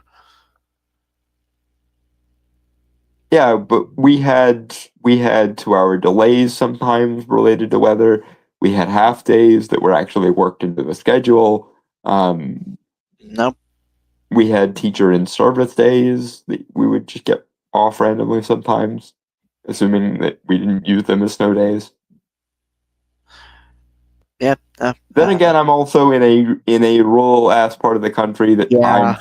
time forgot long ago, so that might have something to do with it as well. Whereas Brainstormer is an inner city slicker, so there's that.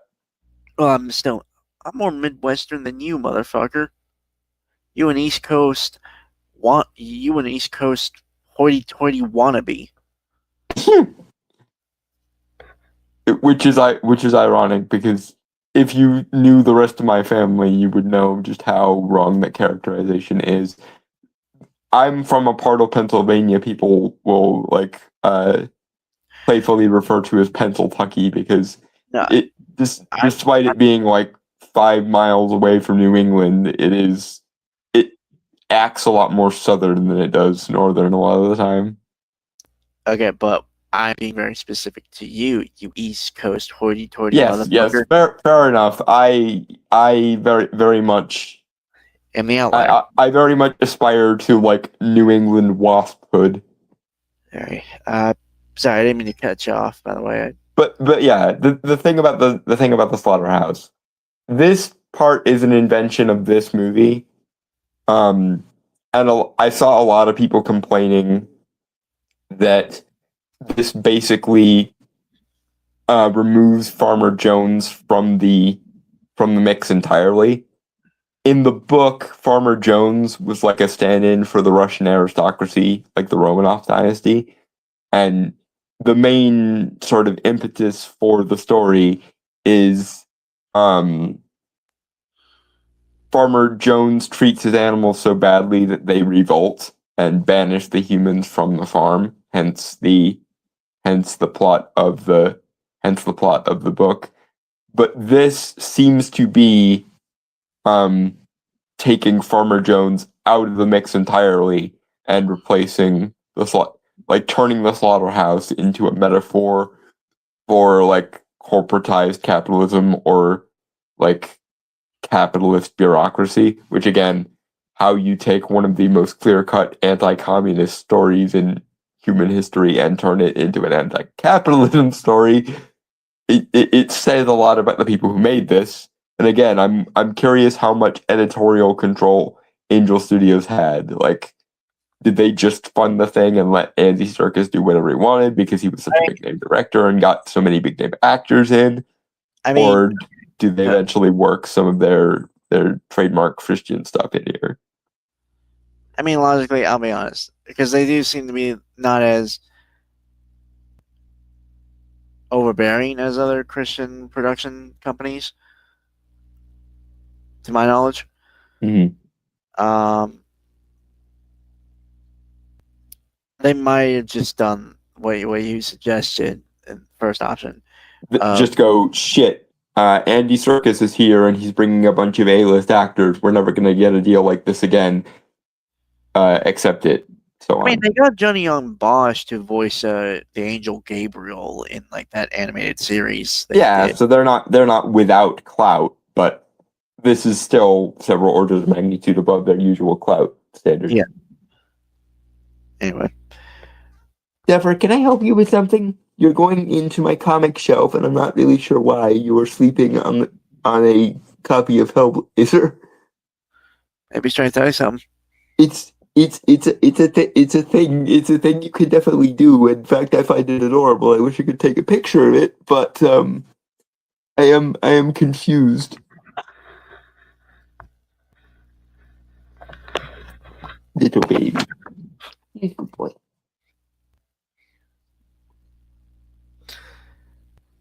Baby.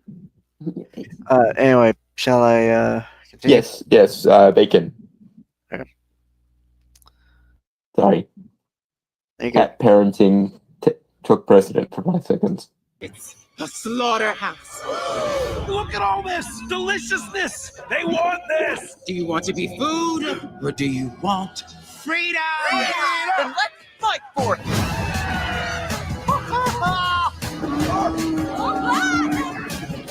We're free. What? This feels like I'm gonna sound like a broken record here, but this feels so modern. Like I got a feeling for something in comparison, but the other one's better. Fantastic Mr. Fox. No, but that's a good one. I was gonna pull up. Actually, I did read that before I saw the movie. I read did it. too, and that's why I really don't like the movie, because I really liked the book and they modernized it in a lot of ways. I wish they I did. don't know. I like the movie. I think the movie's pretty good. No, it's still an okay movie. It's just it's the book purist in me that Oh no, wait, no, I didn't read that. I read another one by the same author. It was like a Christmas one that we had to do a book report on in elementary school. neat. I can't remember what it was called. But what I was gonna put, this came across to me as like kind of okay. I don't know if you remember this show from Nickelodeon, Back in the Barnyard, Yes. but that was actually genuinely funny Yeah. and interesting. Yeah. Another analogy would be like, but this one seems like the one I'm about to mention seems much better than this too. The Clyde with a Chance of Meatballs movies. I realize that it's better than this, but it's that same kind of, we have to turn it into a modern day kids movie, so make sure you make a lot of pop culture references and insular side jokes and throw a, kind of, it's that tone of things. Like I said, I think Clyde with a Chance of Meatballs is better than this movie is probably going to be, but it does. But I don't know about your description of Cloudy Chance of Meatball, because I remember watching that movie. That was a fairly good movie. Yeah, no, it's not bad. It's just they threw a lot of modern gobbledygook into it when it didn't really need it. That's the point I'm getting at. Like, maybe I need to rewatch Cloudy with a Chance of Meatballs because I have no idea what you're talking about. the sci-fi angle and the and the inventor thing and the machine and all that shit. I don't see. Okay. In the book, it was. I know. I've read the book. Fantasy thing, but anyway, moving back to the thing. Oh my god! That. Of course you. Okay. Point being, they seem to have taken a relatively simple story and thrown a bunch of like Seth Rogen level jokes in it for no established reason.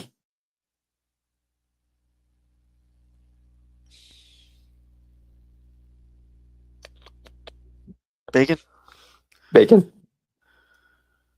Whatever goes upon 2 legs is an enemy. 4 legs, good. 2 legs, bad. No animal shall wear clothes. Huh?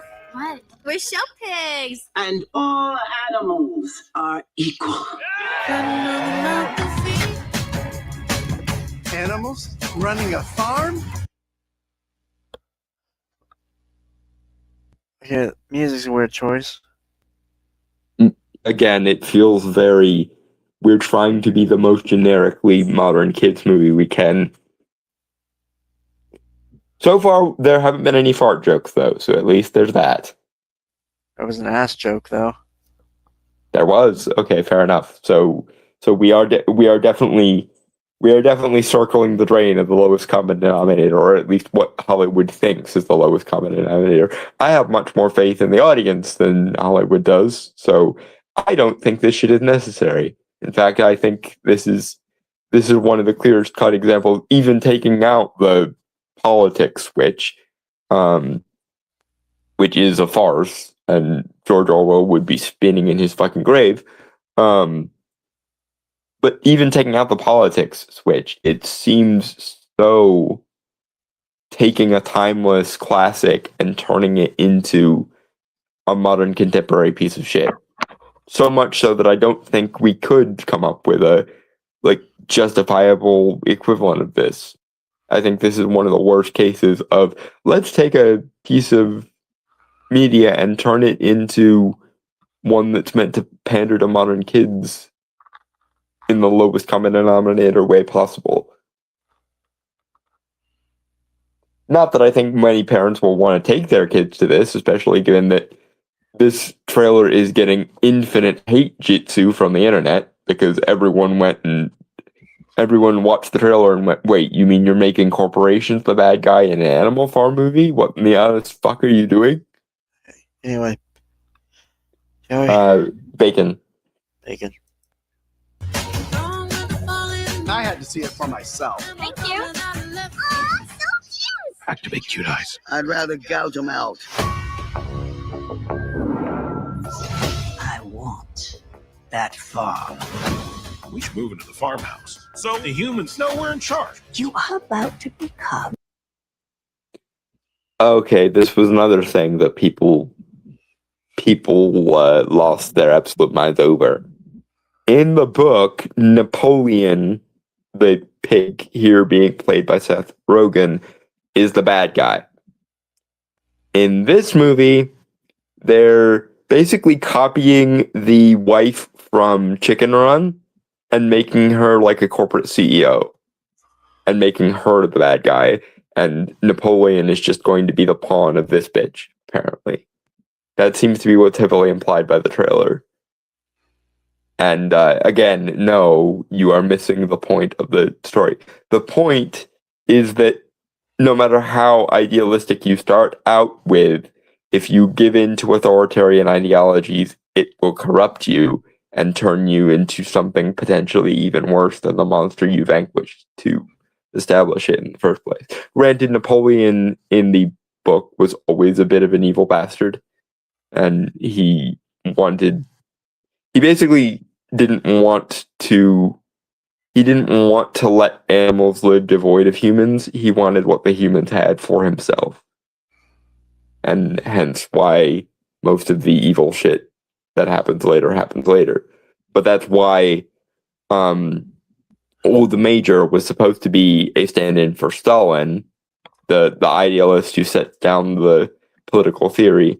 Then you have Snowball taking like a Lenin-style role, where he's trying his damnedest to actually live by the rules set forth by Marx, which again, old Major. And then, of course, you've got Napoleon, who is your Stalin equivalent, who takes that message and perverts it into an authoritarian hellscape. Granted, I think that's slightly more charitable than I would be towards Marxism, but again, I think George Orwell wanted to give a certain degree of benefit of the doubt so that he could make a meaningful critique of it, and given that his work has outlived him by almost a century, I'm gonna defer to the wisdom of George Orwell on this front. All right. Bacon. My new best friends. Pigs and humans working together. I like the optics. Oh, we love the optics. What are optics? I think it's a kind of seafood.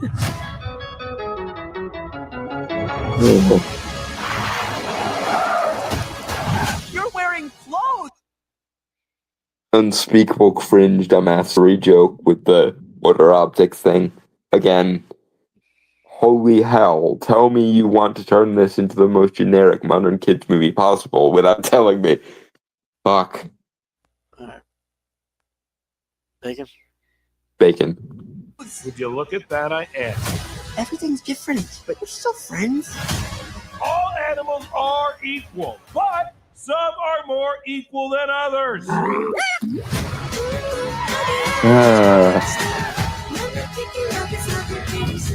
So we're This is throwing all subtlety to the wind, are we? Because in the book, Napoleon was a lot more manipulative about that shit. He had them change the rule. Okay, so again, explaining the book to people who haven't read it. In the book, after Old Major dies and they overthrow Farmer Jones in his name, the animals decide to write the rules of Animal Farm on the wall of the barn.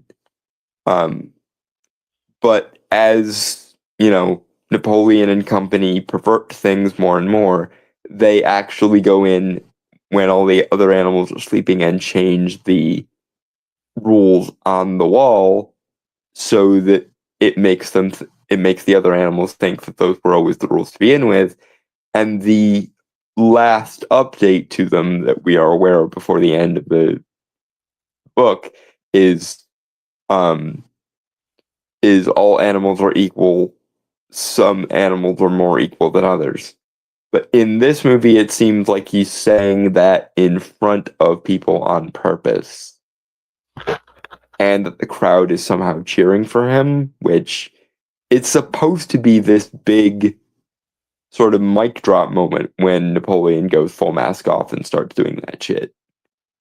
It's between pigs are more equal and the pigs in the old farmer's house meeting with the humans while wearing clothes, and the other animals can't tell the pigs and the humans apart.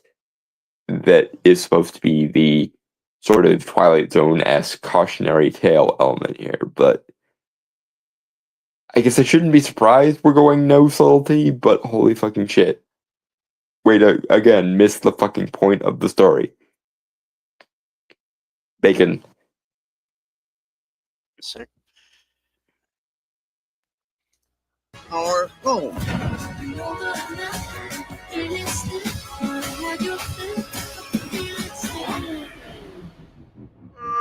Squealer!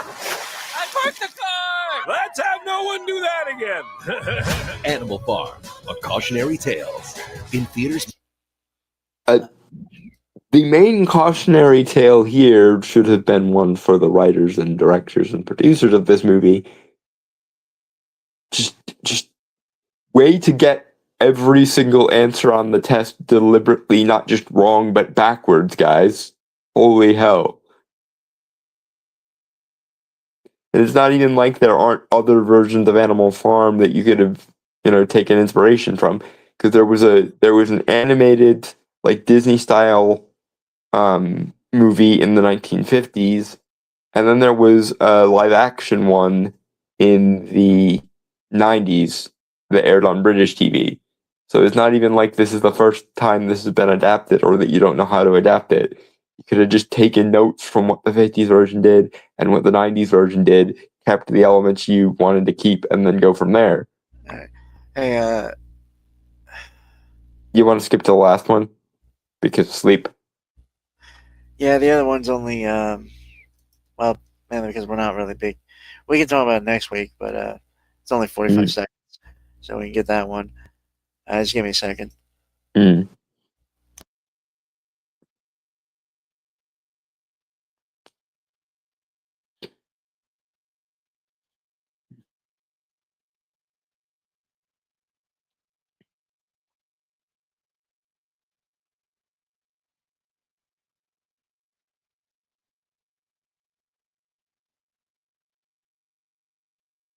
It's taking a minute.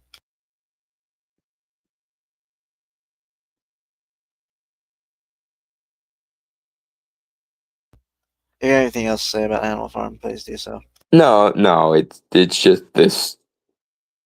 I'm just echoing what pretty much everyone has said since the trailer dropped. This is going to crash and burn so badly it might end up taking all of Angel Studios down with it. And I still can't believe that pious, quote unquote, traditionalist Angel Studios saw someone go, "Hey, we're gonna make a version of Animal Farm that makes capitalism and corporatism the bad guys instead of communism," and nobody at Angel Studios went, what? Again, it may just be, hey, Andy Serkis is a large, important director, and he's bringing a bunch of his Hollywood friends with him when he goes, or with him when he comes, but like standards Angel Studios. I don't even like the Christian thing, but don't sell your soul for the sake of Hollywood clout, because this is probably going to backfire on you horribly here. Anyway. Okay, Supergirl trailer. Mm-hmm. It's kind of one of the first trailers I sent because, well, obviously we're going to cover it. Mm-hmm. Don's made his position very known. I'm still on the fence because it's still too early to really gauge what the fuck is going on with the DCU. Yeah. So, although I will say this, because I watched this trailer when it first came out. It looks good. Give me 1 second. I'm standing up right now because I've been sitting in the chair for like over 2 hours. Your legs fall asleep. My ass is numb. Ah. Something I'm sure you feel every day. Pretty much all the time, forever. Yes. Yeah. All right. So, I know you don't really. It's cool that we're getting a Supergirl movie. I do agree with you. Yes, it's a little too early, but play the ball where it lies, I suppose. I think it also has potential to backfire on them if they don't do it very, very well.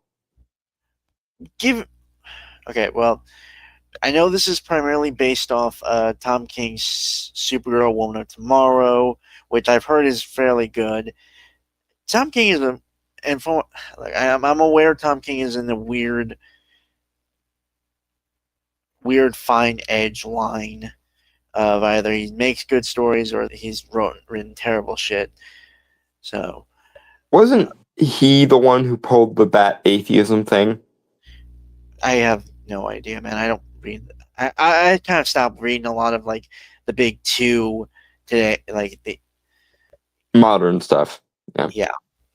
Because a sensible person mostly just collects omnibuses and trades at this point, frankly. Oh, I go mostly indie or graphic novels and stuff of older stuff. Shit, did I? Oh fuck! I should have.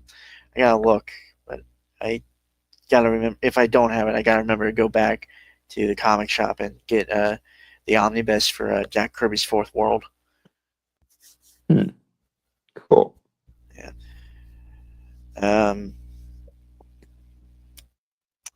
But I've heard. Well, I was gonna before we do that, or sorry, go ahead. A Big Belly Burger, I guess, would be the. That's a thing in DC. It's thing I was gonna say. From what I understand, I haven't looked into it myself because again, DC hasn't really interested me besides maybe the Absolute Universe a little bit. Mm. I know you and I have had a discussion on our opinions on that. Yeah, I'm not the biggest fan of that project. You're not a big fan of most modern DC stuff or Marvel for that matter. No, the big two have been disappointing me since at least 2007. So, but from what I understood, Supergirl Woman of Tomorrow, written by Tom King, was actually a fairly decent and good story for the character of Supergirl, which seems to be taking a lot of inspiration. The movie has taken a lot of inspiration from. So, I know this isn't directed directly by James Gunn. It's someone else, but it But does. it has a lot of James Gunn-ness in it. Yeah, which I don't think is bad in this case, but I just hope it's not a sign of larger problems to come, because if every character gets James Gunn, it's gonna backfire pretty hard, pretty quickly. I mean, obscure characters is fine. It's a weird thing. Like It depends on what they're starting out as, I suppose, is the thing. yeah, Because if they try to James Gunn Swamp Thing, I may actually somehow make sure that James Gunn's head explodes. well, like in what's that movie with the head explosion trick scene? Scanners. I only have ever seen that scene. I've never seen the whole movie. Yeah, but it's Scanners, yes, and that's precisely what I was referencing there. But yeah, I am less charitable at the moment, especially because I didn't. For me, a lot of the shine has gone out of James Gunn's style, having seen what he did to Superman. I realize I still disagree with you. I don't think it's as bad as you think it is.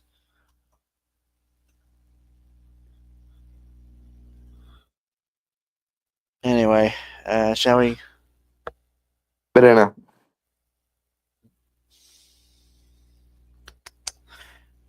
I can't think of anything Superman related regarding food, actually. So, well, no. Hostess fruit pies. I was gonna say pocket donut because there's a whole memes of like a comic panel showing that Superman has pockets in his cape to hold like food. Huh. I don't know how logistically that would actually work, given how fast he flies and stuff. Yeah, that's not a consideration I ever thought of. Not big, but okay. I think it was actually a modern comic too that actually introduced that idea. It's weird because they don't. His metabolism isn't like the Flash. He doesn't need to constantly refuel with calories and shit. Okay, just because he doesn't need to eat doesn't mean he doesn't like to eat. Right, but okay, question. There's also the issue of super speed and drive-throughs exist. So, yeah. Okay, but again, just because you don't need to eat donut, are you not going to eat your favorite food? Fair, but I guess I just can't buy that Clark's favorite food is donuts. It might have been something else. I can't remember. It was, like I said, it was like a meme photo I saw of it, and it was a while ago. Like I saw this like a couple years back. But I don't know. It makes for a slightly more wholesome image. The idea of Superman like waiting in line in like a convenience store to pay for food or something. Okay, how is that relevant to what I said though? I can't see Soups A, prepping that much, B, needing to, and C, not taking the opportunity to interact with normal people like he always does.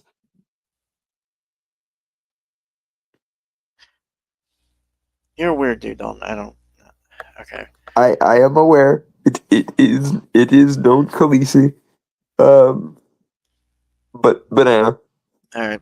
Or Hostess fruit pies, why not? Hostess fruit pies.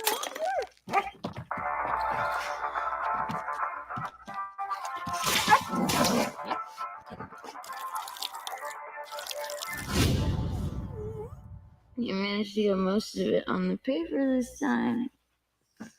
Good job, buddy. Yeah, Supergirl's a mess. Which, honestly, realistically, I know we hate that word, but in this case, I think it does. It makes She a lot. watched her planet end, so yeah, fair enough. Although I don't know how I feel about the idea of Crypto being hers rather than Clark's in this universe. I know that's a problem more for Superman than it is for Supergirl, but I still don't know how I feel about Crypto being hers rather than his. I don't mind it. To be fair, I think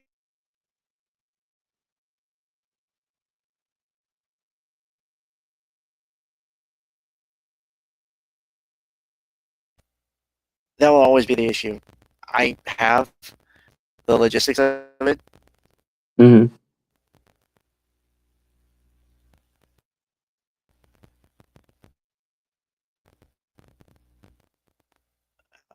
But other than Mm. that, hello? Still here? Can you hear me? Say something again, Dalton. Testing, testing.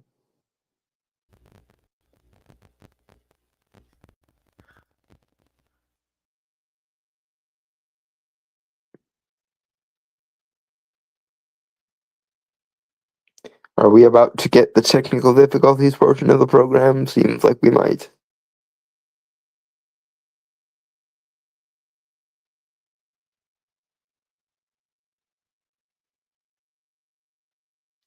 And there's the technical difficulties. I figured as soon as he started echoing and roboting, it was only a matter of time before things went wrong.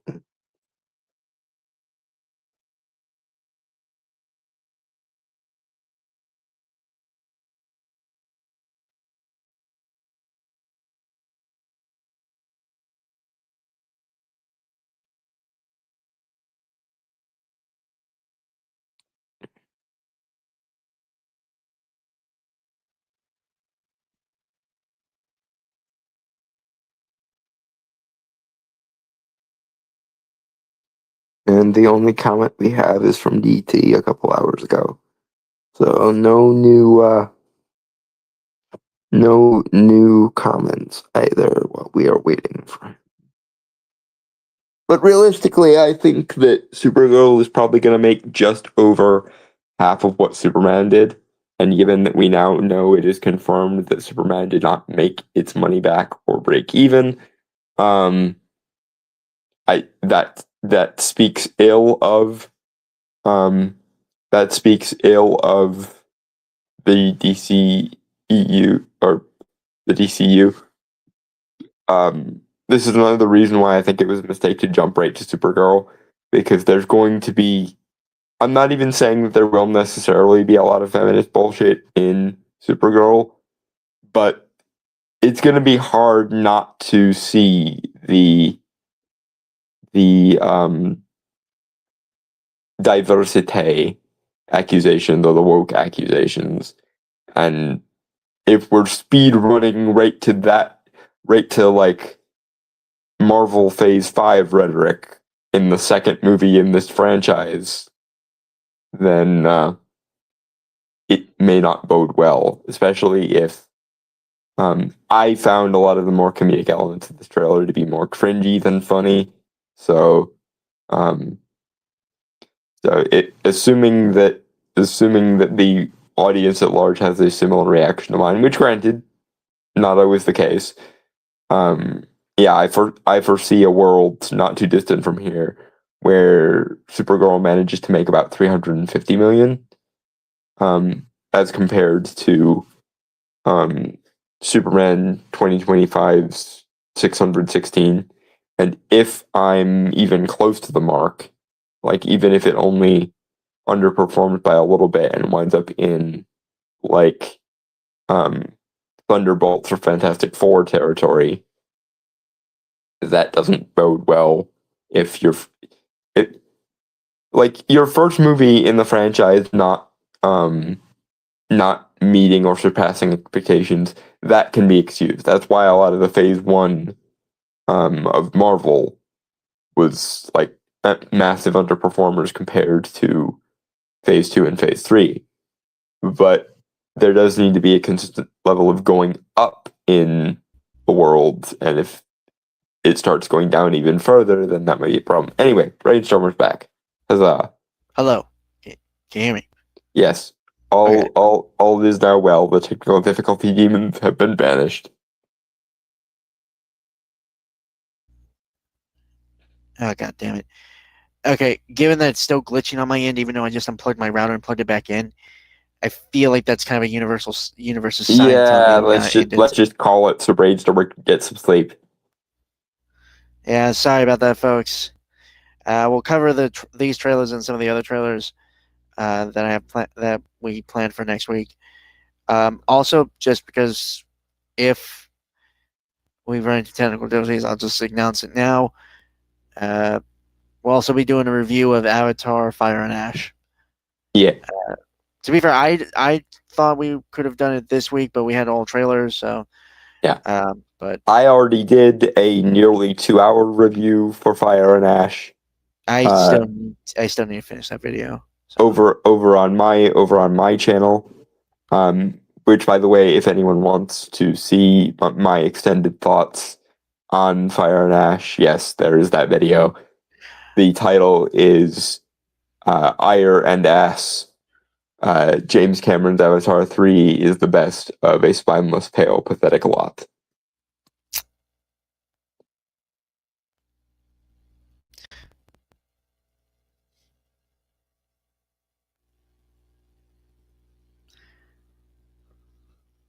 Yeah, it's definitely a title for one of your videos. Mm. All right. Okay, well, I guess with that, folks, I want to say goodbye, adios, aloha, avidazai, sayonara, peace, cheers, and shalom, happy new year, because I don't believe we mentioned this is the first video of 2026.